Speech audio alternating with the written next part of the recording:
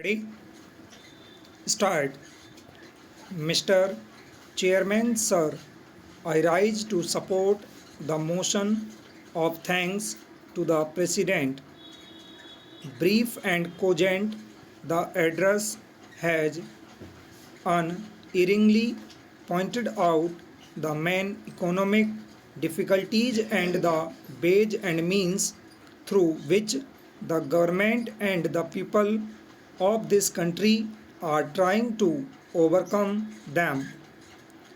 It has mentioned the achievements that have been made as well as the difficulties that still remain. The underlying note shows that there is complacency in the address.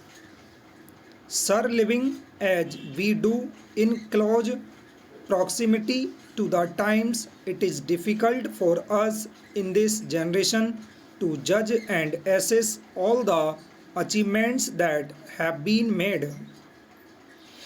It is but natural that we look at things that have not been done as yet and not towards those things that have been accomplished.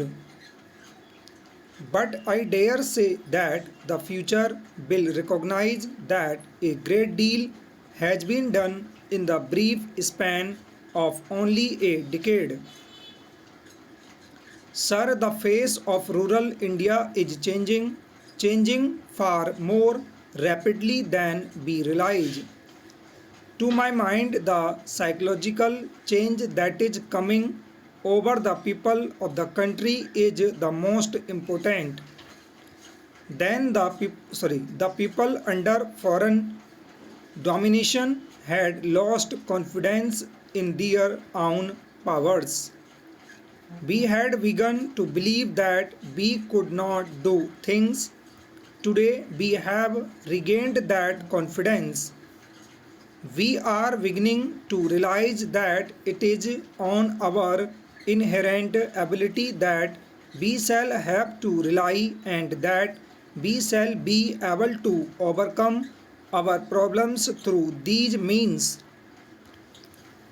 The President's address has rightly focused attention on the fact that the central and the state budgets are deficit and that our foreign exchanges are being strained. At the same time, it is the endeavor of the government to keep to the targets of the second plan. Sir, in an admittedly backward country which has to develop in many ways, it is natural and absolutely necessary to have deficit financing.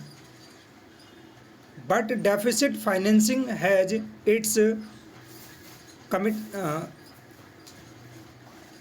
concomitant evils and the inflationary spiral goes up and up if not properly checked. It is obviously the endeavor of the government to keep a balance to go in for deficit changing when necessary and at the same time be careful to see that we do not expect greater sacrifice of the present to build up the future. There is one factor which I would like to bring to the notice of the government which is of equal importance. In our zeal to husband our resources and to utilize them to the best of our ability, let us not do something which may imperil our efforts. Too much scrutiny, too much red tape, and too many difficulties put in the way of those who are trying to implement the actual work does not make for success.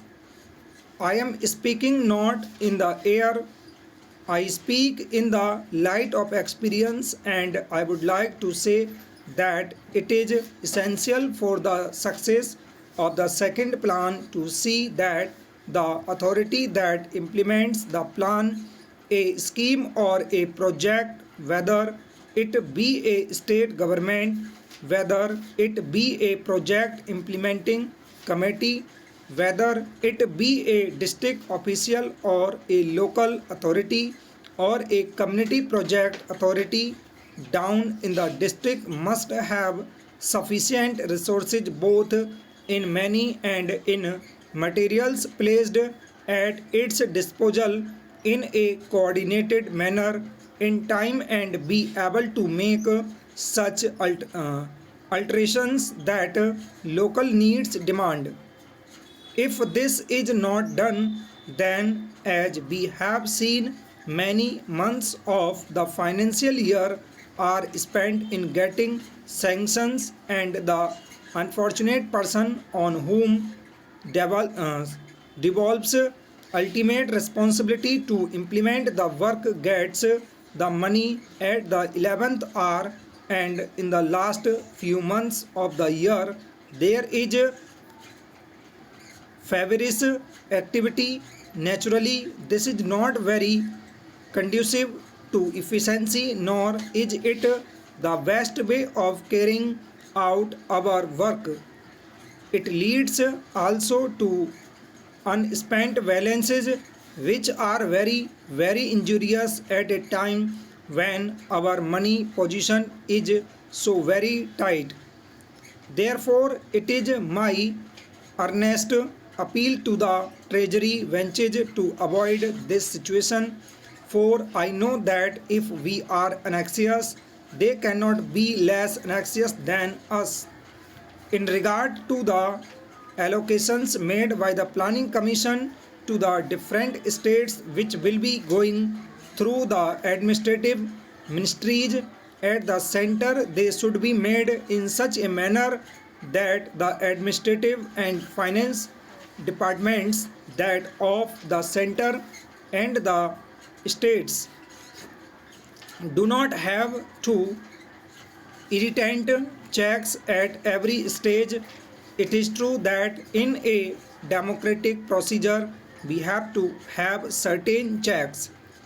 These are essential, but such checks should not become irritant. It often happens that the authorities which are to bring about enthusiasm to the people in an area have to wait and wait for months while the people full stop.